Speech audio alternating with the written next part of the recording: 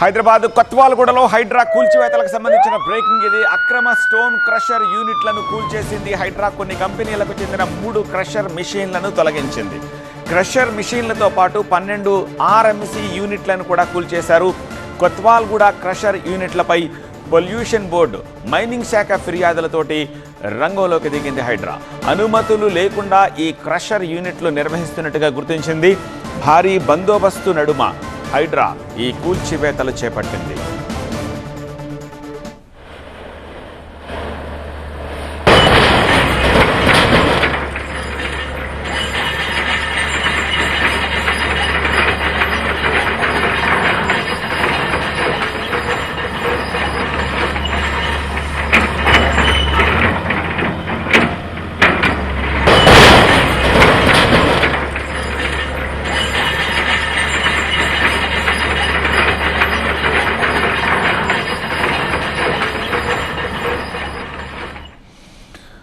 మరింత సమాచారం అందించేందుకు మా ప్రతినిధి ప్రణీత ప్రస్తుతానికి లైవ్లో సిద్ధంగా ఉన్నారు. స్పాట్ నుంచి ప్రణీత, ఆ 3 క్రషర్ యూనిట్ల యజమానులు ఏమంటున్నారు?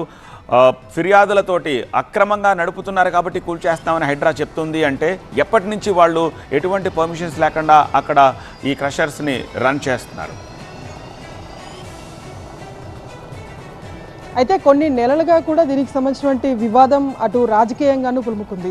గతంలో బీఆర్ఎస్ పార్టీ చేసినటువంటి ఆరోపణలు కావచ్చు, ఆ తర్వాత హైడ్రాకు వచ్చినటువంటి కంప్లైంట్స్ కావచ్చు, వీటన్నిటిని కూడా పరిగణలోకి తీసుకున్న తర్వాత ఈరోజు ఉదయం నుండి హైడ్రా ఈ భారీ ఆపరేషన్స్ని చేపట్టింది. మొత్తం 5 చోట్ల ఉన్నటువంటి యూనిట్ల పైన హైడ్రా ఆపరేషన్ చేపట్టి వాటన్నిటిని కూడా కూల్చివేసింది. సో ప్రజెంట్ ఇంకా కూల్చివేతలు కొనసాగుతూనే ఉన్నాయి. అయితే 111 జీవోకి తూట్లు పొడుస్తూ ఇక్కడ నిబంధనలకి విరుద్ధంగా ఈ తరహా మైనింగ్ చేస్తున్నారు అనేటువంటిది ప్రధాన అలిగేషన్. సో ఈ అలిగేషన్ పైన అటు మైనింగ్ శాఖతో పాటు పొల్యూషన్ కంట్రోల్ బోర్డు అధికారులు ఇద్దరూ కూడా సంయుక్తంగా హైడ్రాకి ఫిర్యాదు చేయడంతోనే హైడ్రా ఇవాళ మార్నింగ్ నుండి కూడా ఈ ఆపరేషన్ని చేపట్టింది. మొత్తం సరౌండింగ్స్లో ఉన్నటువంటి 5 యూనిట్ల పైన కూడా ఈ తరహా ఆర్ఎంసీ యూనిట్ల పైన హైడ్రా ఆపరేషన్ చేపట్టింది. అయితే హైడ్రా అధికారులు ఒకటే చెప్తున్నారు, తమకి ఏ కంపెనీ అనేటువంటిది ముఖ్యం కాదు, తమకి అటు పొల్యూషన్ కంట్రోల్ బోర్డుతో పాటు మైనింగ్ అధికారులు ఇచ్చినటువంటి కంప్లైంట్ మేరకే తాము ఈ చర్యలకు పాల్పడ్డామంటూ కూడా హైడ్రా అధికారులు చెప్పినటువంటి వర్షన్.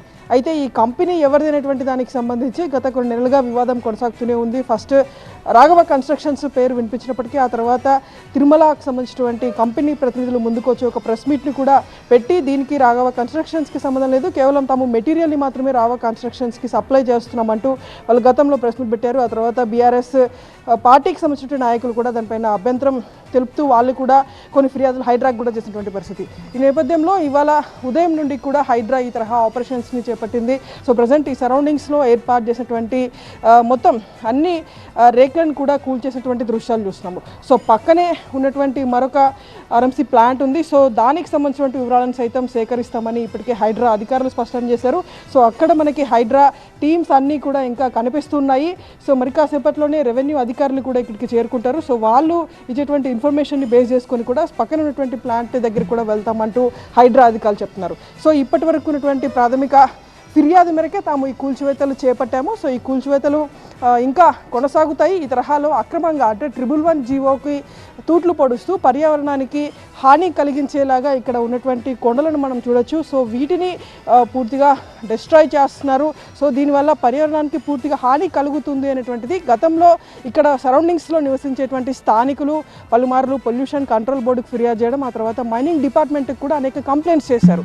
సో వాళ్ళు ఇక్కడికి వచ్చి మొత్తం ఇవన్నీ పరిశీలించిన తర్వాత ఇది నిజమేనని పూర్తిగా అనలైజ్ చేసి హైడ్రాకి కంప్లైంట్ చేశారు. సో హైడ్రా సహకారాన్ని కోరారు కాబట్టి ఈ కూల్చివేతలు చేపట్టామంటూ కూడా హైడ్రా అధికారులు చెప్తున్నారు. సత్య.